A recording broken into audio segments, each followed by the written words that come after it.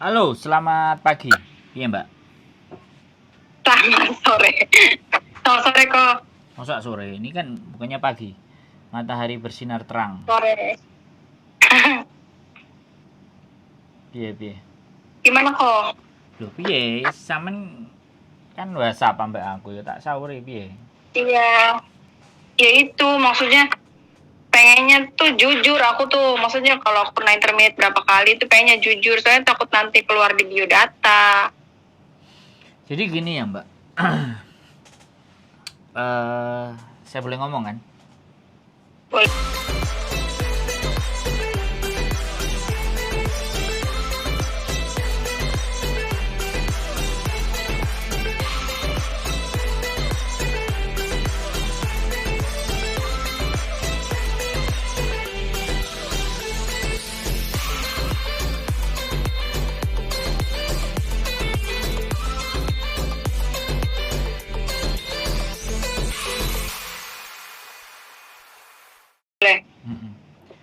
Jadi data sampean itu yang pegang dan yang tahu itu imigrasi.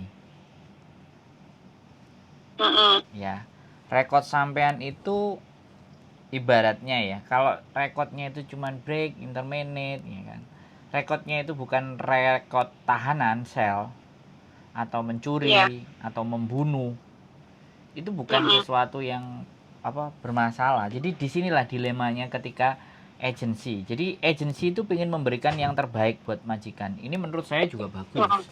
Kalau agensi yang cerewet nah itu sampean harus bisa membaca di mana bahwa wah ini berarti agen genah iki pengin ngekekno majikane wong sing terbaik gitu. Bener nggak logikanya? Iya. Jadi ketika sampean didedes kayak gitu, ya sampean langsung ngomong ini. Sekarang garansi kalau memang majikan itu baik, ya pastinya Mbak, saya juga akan garansi CC apa dadai apa itu juga kita bisa berikan yang terbaik gitu. Aku walaupun punya catatan intermediate 2 kali, 3 kali, 4 kali kan aku sudah bisa belajar. Aku kenapa di intermediate. Jadi bargaining powernya itu sampean harus mulai negosiasi gitu. Bahwa ketika Anda itu ngejeng saya akan pastikan gitu. Tapi ya sekali lagi sesuatu yang memang pada semestinya. Jangan kita juga over. Menyampaikannya over. Jadi interview dengan majikan, interview dengan agent itu juga kemampuan negosiasi sampean. Dan sampean juga harus bisa membaca dalam waktu yang cepat. Ngobrol dengan majikan misalnya dalam 1, 2, 3 menit sampean sudah harus memprediksi karakternya majikan ini kayak gimana. Dan itu memang butuh. Dan kadang-kadang anak-anak itu justru pada saat interview itu yang terjadi gugup. Iya, soalnya kan interviewnya agensi, majikan, sama kita bertiga. Bener. Jadi bingung itu penyampaiannya gitu. Itu sudah bener. Ya memang kadang-kadang makanya saya bilang, sampean putar lagi rekamannya. Sampean ngerekam nggak? Kan sampean tak suruh ngerekam. Nggak sempet malah. Iya. Nggak sempet kan? Iya, kemarin kan dadakan. Enggak, belum sempet. Nah, kan nih. Makanya nanti nih jam 8 ada interview lagi. Nah, makanya sampean rekam sekali lagi ya, sampean rekam. Kemudian kalau nanti gagal dan tidak dari rekaman itu kan sampean melihat percakapan itu tuh. Dan sampean kirim ke saya juga. Jadi kita akan mengamati dan menganalisa karena itulah dari percakapan itulah pandangan atau gambaran kita pertama kali majikan kita itu kayak apa, bener nggak? Iya. Nah, di sini makanya jadi saya ingin memberikan pembelajaran juga buat teman-teman. Nah, saya juga naikkan di konten nanti ketika percakapan interview itu muncul. Kemarin saya sempat dapat. Cuman anaknya kan non-act. Bahasanya juga nggak fix, nggak jelas. Tapi jadi agentnya pinter jelasinnya. Ini kayak gini butuh diajari. Jadi mengkondisikan. Ada agent yang nggak kepingin, maunya matang aja. Udah ini ketemu silahkan ngomong kan kayak gitu. Karena ngerasa agent itu sudah kalian ngomong sendiri. Kalau ada apa-apa ya kalian terima berdua. Makanya kadang-kadang ada agent yang ya udah kalau kamu nggak cocok ya udah notice aja. Apalagi potongan udah selesai, tanggungan tanggungan dari PT udah nggak ada masalah, ya dia lempar tangan aja, cari orang baru lagi, no problem. Atau kita diolah lagi sama dia untuk dijadikan komoditas lagi, ditawarkan ke majikan lagi. Ini kan kalau sampean pernah di Hong Kong kan bisa membayangkan hal itu gitu. Halo? Nggak apa-apa. Iya. Kalau menurut saya jujur walaupun hancur itu lebih baik daripada kita bohong tapi berdosa dengan diri sendiri. Sampean yakinkan Iya. ya, yakinkan bahwa Itu rezeki kan maksudnya gimana? saya yakin. Soalnya kan kalau dulu kan mungkin saya masih single ya. Mungkin kalau single kan kebanyakan main atau apa gitu mungkin ya. Kalau sekarang kan ibaratnya saya tuh udah berkeluarga, mungkin cara pemikiran saya juga udah beda gitu kan. Pengennya udah usaha buat keluarga gitu, buat masa depan gitu kan. Nggak kayak dulu mungkin akunya juga. Ya, makanya itu diyakinkan. I will be better in the work on work. Saya akan berikan yang terbaik yang saya punya. Yang jelas tapinya ya sesuai dengan peraturan yang berlaku, bukan berarti ketika kita bersedia terus akhirnya disuruh kerja 2 rumah juga mau, kan itu juga nggak benar juga kan gitu. Jadi saya akan berusaha semaksimal yang saya bisa, tidak ada menjadi persoalan. Lagi pula ya sampean bisa ngomong kan, sampean kan bisa ngerti bahasa Kantonis kan. Halo? Iya. Halo, Mbak. Iya kok. Sampean kan ngerti. Karena makanya kenapa sih interview itu tak suruh merekam, supaya apa? Pembicaraan itu bisa sampean ulang-ulang. Di mana salah saya? Di mana kok nggak diterima? Di mana persoalannya? Jadi nanti interview berikutnya sampean udah tahu karakternya dan triknya dan bagaimana, dan lama-lama dengan kumpulan-kumpulan interview itu sampean bisa membaca karakter-karakter majikan pada saat interview bagaimana, dan itu juga data buat saya untuk memberikan masukan kepada teman-teman di saat interview. Nah, jadi saya nyuruh itu bukan tidak punya dasar, Mbak. Justru sampean salah satu teman atau salah satu orang yang dengan saya, dengan artian banyak hal yang bisa kita pelajari. Anak-anak ini kan semuanya awam ya kalau saya bilang. Saya nggak mau keminter ya. Saya nggak mau juga bicara apa. Tapi yang terjadi pasti pada saat interview derdek nggak? Iya, grogi. Nah, sampean jangan grogi. Jadi sampaikan gitu loh. Ngersiin Jisoo, nganterin anak.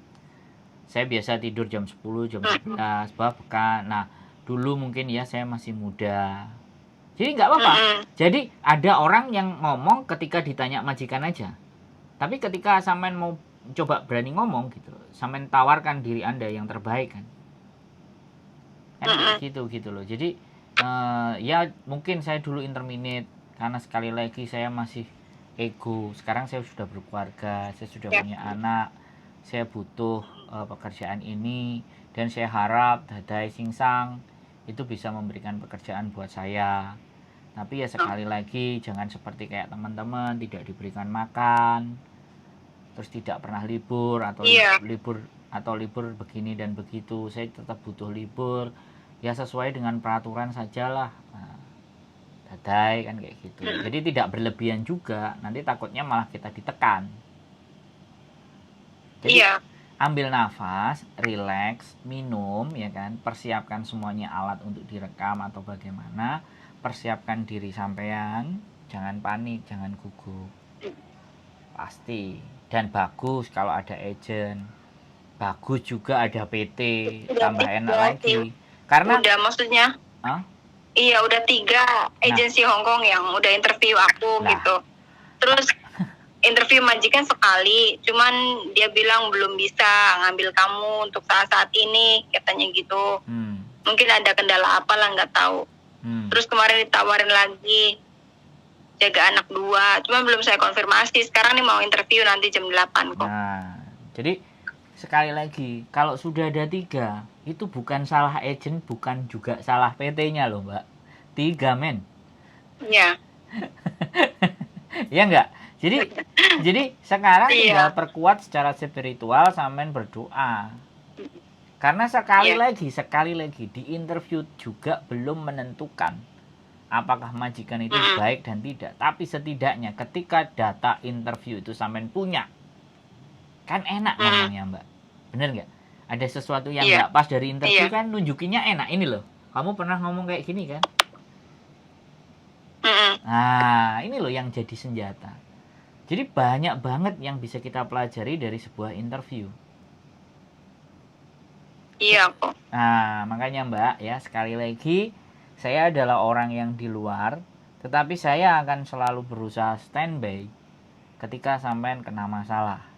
Bayangkan, ya kan? Oke. Aku oleh hopo gitu. Aku duduk PT, aku duduk agent. Tapi ini saya gunakan untuk membangun branding. Jadi suatu saat saya kalau mau berpindah ke bisnis ini, orang-orang itu sudah mengenal saya kan. Nah ini tanaman baik saya. Ya sekali lagi, saya nggak sempurna. Saya hanya ingin membantu teman-teman supaya mendapatkan sesuatu yang dicita-citakan dan yang diinginkan. Nggak usah segan, nggak usah khawatir, butuh diskusi, mau ngamuk-ngamuk, mau marah-marah, mau curhat, mau ngamplengin. Yang penting satu, jangan pinjam duit. Iya benar kok, saya punya pengalaman dulu. Saya punya pengalaman paspor saya dipinjam. Benar kok, benar. Saya punya pengalaman pahit banget dulu, paspor saya dipinjam. Pokoknya nggak enak banget. Makanya saya nggak mau berbicara urusan duit, tapi saya berbicara tentang bagaimana caranya, seperti apa kalau masalah ini, bagaimana kendalanya, tapi tidak untuk masalah uang.